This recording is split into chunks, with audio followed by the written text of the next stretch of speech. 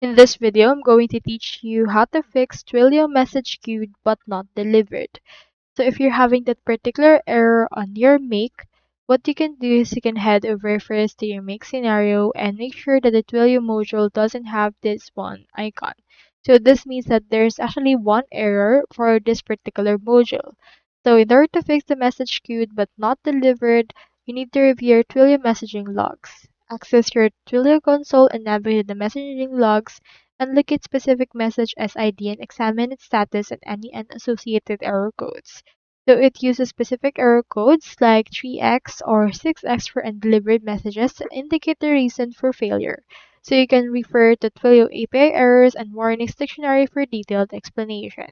You need to also verify the recipient device and network and ensure the device is powered on, has a strong signal, unless it won't be delivered if it's not turned on or has poor connection.